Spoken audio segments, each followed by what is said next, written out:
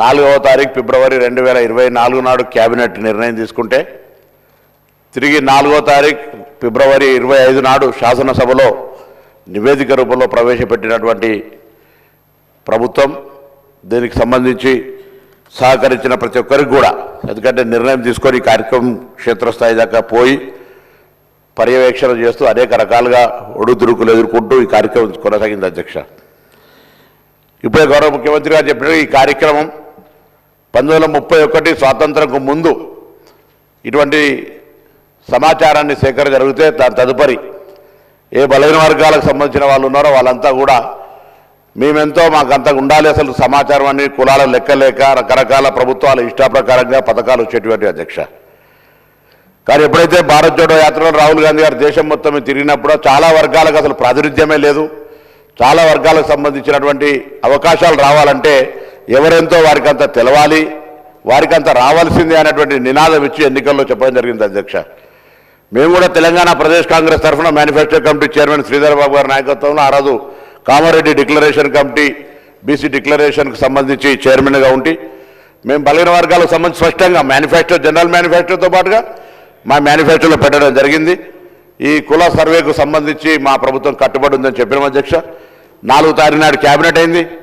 16 నాడు ఇదే సభలో అందరి గౌరవ సభ్యుల సహకారంతో ఈ యొక్క తీర్మానం చేసుకొని పార్లమెంట్ ఎన్నికల తర్వాత ప్రత్యేకమైనటువంటి కార్యక్రమాల ద్వారా ప్లానింగ్ డిపార్ట్మెంట్, తెలంగాణకు సంబంధించినటువంటి ప్లానింగ్ డిపార్ట్మెంట్ చీఫ్ సెక్రటరీ గారి ఆధ్వర్యంలో, సందీప్ సుల్తాన్ గారి ఆధ్వర్యంలో ఈ యొక్క కార్యక్రమాన్ని 1,00,000 పైన ప్రభుత్వ ఉద్యోగులను, బయటి వాళ్ళనో లేకపోతే ఇంకోవరికి సంబంధించిన సమాచారం కాక ఇది ఒక ప్రభుత్వ ఉద్యోగులను వాడుకొని సమాచారాన్ని సేకరించిన. అధ్యక్ష, నేను ఈ యొక్క సభలో ఇక్కడ ఉన్నటువంటి ఇంతకుముందు గౌరవ ముఖ్యమంత్రి గారు కోరినట్టుగా పెద్దలందరికీ కోరుతా ఉన్నా, 1931 నుంచి సమాచారం లేదు, ఇలా సమాచారం వచ్చింది. సమాచారానికి సంబంధించి ఇంకా ఏదైనా సరి చేయాల్సిన అవసరం ఉంటే, ఇంకా ముందుకు పోవడానికి బలహీన వర్గాలకు సంబంధించిన న్యాయం చేయాలనుకుంటే దయచేసి సలహాలు సూచనలు చెప్పండి. తెలంగాణ ప్రభుత్వ బలహీన వర్గాల శాఖ మంత్రిగా ప్రభుత్వం సంబంధించి వాటన్నిటినీ బలహీన వర్గాల సంక్షేమం కొరకు తీసుకొని పోతాం. దయచేసి దీన్ని కూడా ప్రతిదీ రాజకీయం చేసినట్టుగా బలహీన వర్గాల ఆకాంక్ష ఇది.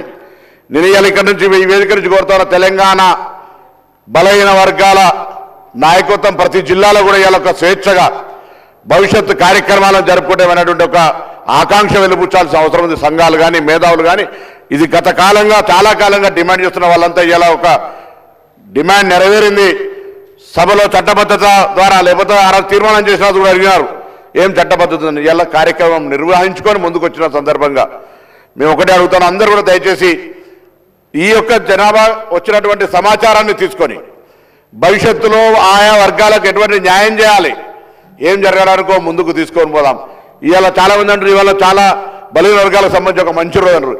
ఈ రోజు నుంచి ప్రారంభమైంది శకం, భవిష్యత్తు వాళ్ళ అభ్యున్నతికి సంబంధించి ఈ ప్రభుత్వంతో పాటుగా భవిష్యత్తులో ఎక్కడైనా ఏడైనా ఈ దేశానికి రోల్ మోడల్గా తెలంగాణ ప్రభుత్వం తీసుకున్నటువంటి యొక్క సమాచార సేకరణ బరాబర్ తెలంగాణ రాష్ట్ర యొక్క తీసుకున్నటువంటి కార్యక్రమం యావత్ దేశంలో. నిన్న కూడా గౌరవ ఫ్లోరం లీడర్ రాహుల్ గాంధీ గారు పార్లమెంటు వేదికగా చెప్పినారు, తెలంగాణ ప్రభుత్వం తీసుకుంటున్న చర్యల్ని ఇది తెలంగాణ ప్రభుత్వంకే కాదు, తెలంగాణ ప్రాతినిధ్యం వహిస్తున్న ప్రజాప్రతినిధికి కూడా గౌరవం అనే మాట చెప్తున్నారు. ఇటువంటి ఒక అవకాశాన్ని కల్పించడానికి అందరూ కూడా అధికార పక్షమా, ప్రతిపక్షమా, మిత్రపక్షమా, ఇంకొక విపక్షమా సంబంధాలు అందరూ కూడా ఇలా నిజంగా బలహీన వర్గాలకు సంబంధించి గొత్తెత్తి వారికి న్యాయం చేయాలనే డిమాండ్ చేసే ప్రతి రాజకీయ పార్టీ దీన్ని స్వాగతించి దీని భవిష్యత్తు ప్రణాళికకు సలహాలు ఇచ్చి కార్యక్రమాన్ని ఏ విధంగా తీసుకుపోవాలనేటువంటి మాట చెప్పి ముందుకు పోవాలని కోరుతాను. ఎందుకంటే ఇది ఒక డైరెక్షన్. ఇలా నిర్ణయం నుంచి నివేదిక వచ్చిన తర్వాత ముందుకు పోవడానికి తీసుకునే రోడ్ మ్యాప్కు సంబంధించి సభలో చర్చకు పెట్టడం జరిగింది. దీని ద్వారా రోడ్ మ్యాప్ నిర్ణయించినట్టయితే భవిష్యత్తులో అందరికీ ఒక మంచి మార్గదర్శనం దొరుకుతుంది.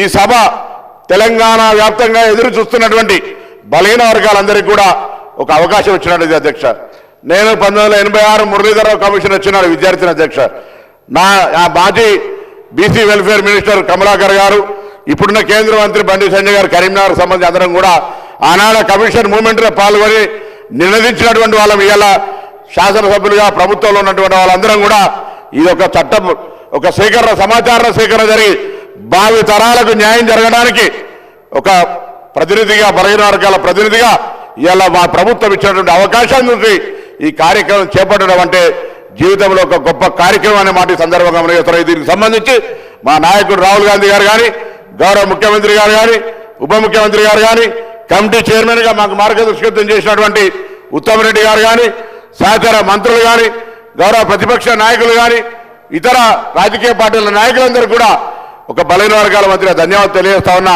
దయచేసి భవిష్యత్ సంబంధించి కొత్త చెప్తా ఉన్నారు, అక్కడక్కడ పత్రికలు చూస్తా ఉన్నాం.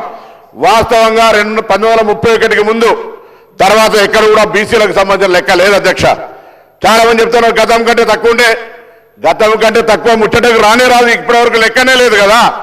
లెక్కనే లేనప్పుడు ఇలా జరుగుతున్న లెక్క రేపు కొలమానం అవుతుంది.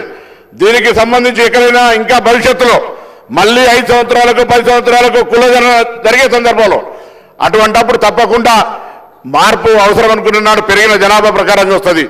ఇవాళ జరిగినటువంటి ప్రక్రియ ప్రతి ఇంటికి పోయి ఎవరైనా సహకరించకపోతే సహకరించి ఉండకపోవచ్చు, కానీ సహకరించిన ప్రతి వ్యక్తి దగ్గర వారిచ్చినటువంటి స్వచ్ఛంద సమాచారాన్ని తీసుకొని ఇవాళ ఇంత పెద్ద ఎత్తున ఒక నివేదిక తయారు చేసి 4 వాల్యూమ్స్గా సబ్ కమిటీకి సమర్పించినారు.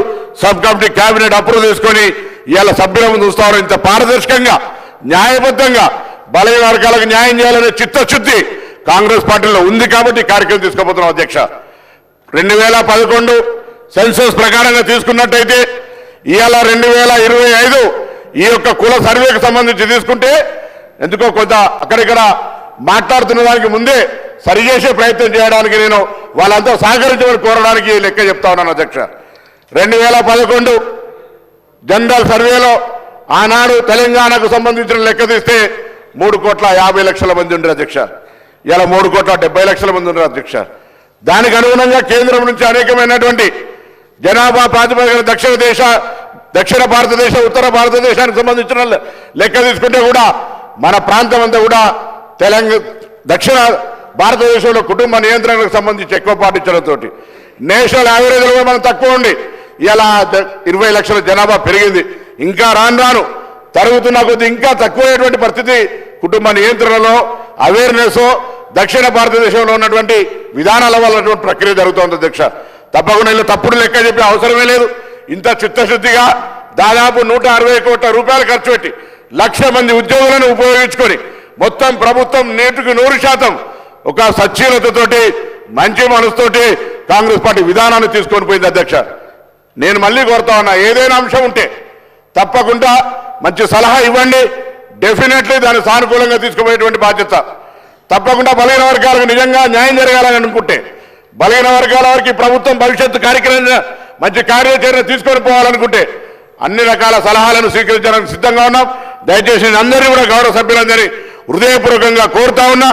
దీన్ని కూడా రాజకీయం చేసి నేను పొద్దున కూడా మాట్లాడుతుంటే దయచేసి ఇది ఒక సున్నితమైన అంశం.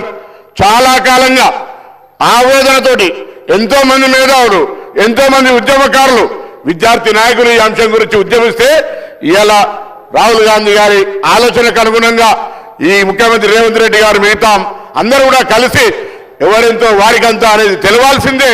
దాని కొరకు ఎటువంటి బేషిజం లేదు అనే ఆలోచనతోటి ఇవాళ ఈ కార్యక్రమం తీసుకోబడ్డది అధ్యక్ష. కాబట్టి దయచేసి సభాధ్యక్షులుగా మీరు దయచేసి ఇటువంటి సెన్సిటివ్ ఇష్యూను అందరికీ బలహీన వర్గాలకు న్యాయం జరగాలనే ఆలోచనతోటి ప్రభుత్వం ఒక కార్యాచరణ తీసుకుపోయే సందర్భంలో దీన్ని కూడా ఏదైనా అటువంటి మిగతా రాజకీయ అంశాలను సంబంధం లేకుండా బలహీన వర్గాలకు న్యాయం జరగాలి, ఒక రోడ్ మ్యాప్ రావాలి.